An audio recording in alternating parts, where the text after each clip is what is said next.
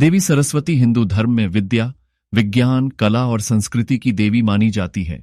उनके बारे में लोगों के पास कई कहानियां हैं, लेकिन कुछ अनसुनी कहानियां भी हैं जो शायद आपने पहले नहीं सुनी होंगी। यहां हम आपको कुछ ऐसी ही अनसुनी कहानियां पेश कर रहे हैं जो देवी सरस्वती से जुड़ी हैं।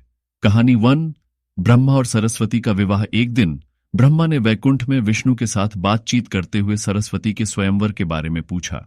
इस पर विष्णु ने ब्रह्मा को बताया कि सरस्वती को देखकर केवल ब्रह्मा के मन ही मन प्रेम होता है।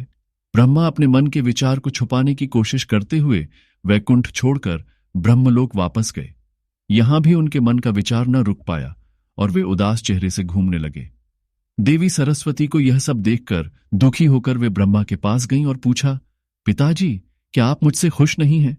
ब्रह्मा ने अपने आंसू पोंछे और कहा, मेरी बेटी, तुम्हें खो देने का ख्याल ही मेरे दिल को कांप उठा है। सरस्वती ने पिताजी को आलिंगन किया और कहा, पिताजी, मैं आपसे एक वचन मांगती हूं। ब्रह्मा ने पूछा, कहो मेरी बेटी, क्या वचन चाहिए तुम्हें? सरस्वती ने कहा, पिताजी, मैं सिर्फ और सिर्फ उसे ही स्वीकार करूंगी जो व्यक्ति मेरे मन के सभी विचारों को समझ सके और मेरे मन की ख्वाहिशों को पूरा कर सके। ब्रह्मा ने प्यार भरे आंखों से सरस्वती को देखा और उन्हें अच्छी तरह समझ गए। उन्होंने सरस्वती के विवाह का विचार किया और सोचा कि वे विष्णु के साथ विवाह करा देंगे।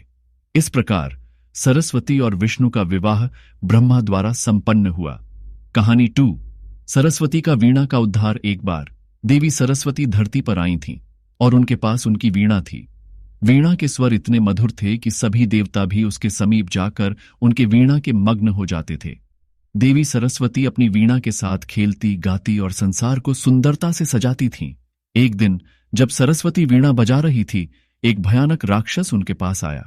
राक्षस ने सरस्वती को देखा और उनकी मधुर स्वरों से प्रभावित होकर कहा, देवी, मैं आपकी वीणा ले जाऊंगा।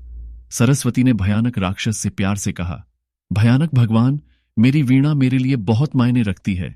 आप मेरी वीणा ले जाएंगे तो मैं बिना स्वर और संगीत के रह जाऊंगी। कृपया मुझे मेरी वीणा वापस कर दीजिए। राक्षस को सरस्वती के प्रति उनकी सीधी साधी भावना से अद्भुत प्रभाव हुआ। वह बिना किसी कठोरता के वीणा वापस कर दी और उसने कहा, मैं तुम्हारे प्रेम की मूर्ति को हानि नहीं पहुंचा सकता। तुम्हारे भक्ति और समर्पण को देखकर मुझे अनुभव हुआ है कि तुम देवी सरस्वती हो। यहां से जाकर भय नहीं करना। सरस्वती को राक्षस की भक्ति और उनके समर्पण की प्रशंसा से बड़ा आनंद मिला। उन्होंने राक्षस को आशीर्वाद दिया और वापस अपने लोक विक्रम कर गईं। कहानी 3। सरस्वती की कृपा से ब्राह्मण की भूख मिटी। एक बार देवी सरस्वती अपने वाहन हंस के साथ आकाश में घूम रही थीं। उन्हें धरती पर एक ब्राह्मण की प्रताड़ना नजर आई। ब्राह्मण बहुत भूखा था और उसे कुछ खाने को नहीं मिल रहा था। देवी सरस्वती को ब्राह्मण की हालत देखकर दया आई और उन्होंने अपनी अलार्मा से अन्न का एक थाली उतारी और उसे ब्राह्मण को दिया। ब्राह्मण ने अपनी भूख मिटाई और देवी सरस्वती का आभार व्यक्त किया। उन्होंने कहा, देवी, आपकी कृपा से मेरी भूख मिट गई। आपने मेरे जीवन को बचा लिया है। सरस्वती ने ब्राह्मण को प्रसन्नता से देखा और उन्हें आशीर्वाद दिया। उन्होंने कहा, ब्राह्मण, मैं चाहती हूं कि तुम सदैव सत्य बोलो और ज्ञान की प्राप्ति के लिए प्रयासरत रहो। मैं हमेशा तुम्हारे साथ रहूंगी और तुम्हारी सभी मनोकामनाएं पूरी करूंगी। ब्राह्मण ने सरस्वती का आभार व्यक्त किया और उनके प्रसाद से भाग्यशाली होकर वह अपने गरीबी से बाहर निकल गया।